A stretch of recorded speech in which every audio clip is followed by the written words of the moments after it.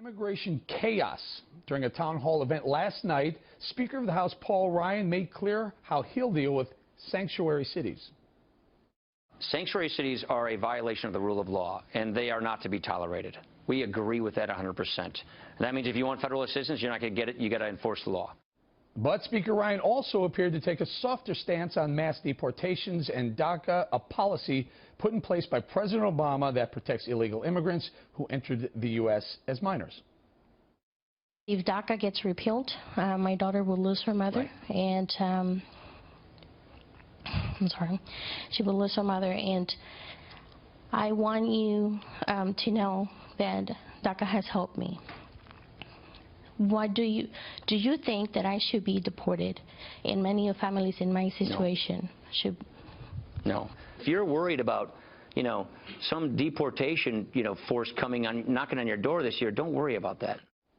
Joining us now from Washington, Katrina Pearson, former Trump campaign national spokesperson, and from Fort Worth, Texas, immigration attorney Francisco Hernandez. I'll start with you, Katrina. Hi, how are you guys? So Paul Ryan seems to be all over the place with me, in my opinion, on this one.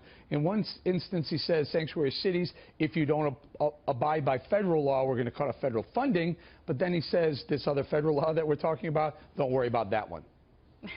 Well, I mean, where do we start here? I mean, this is interesting because one has to raise their eyebrows, Eric, when the sitting House Speaker makes a policy promise to a non-citizen residing in this country, particularly one that's in direct contradiction to the election results, not just in the country, but in his home state. More importantly, unless this is the Speaker's way of wanting to introduce legislation to codify this piece of Obama's legacy, on January 20th, there will be a new president, and that will be Donald Trump. He's the only one that would have authority over that executive order. Francisco, how can we take Paul Ryan seriously if on one hand he says, don't worry, DACA, you can stay. On the other hand, he says, we're going to be tough on sanctuary cities. How do you trust that? Where do you go with that one? Well, number one, as Ms. Pearson noted, the DACA, the executive order, is going to be up to Donald Trump. And if Donald Trump revokes it, it means it was a valid order. So that's a whole different mess. As far as the sanctuary cities, I repeat to you, we've had this argument before. There is no such thing as a sanctuary city. But if he is signaling, my friend, no, there isn't. But if he's signaling that the Senate and the House, I mean, if you're a city, and if you're a mayor who tells your police department not to turn over illegals that they catch to ICE, that is by definition a sanctuary city. The point of the matter is, do police officers have the necessary training to make those determinations? And even the Department of Homeland Security doesn't want local departments enforcing immigration law. Now, if we're going to pass a law that says they all have to abide by immigration law, then we're going to have to fund it. That's an unfunded mandate. What is that going to cost?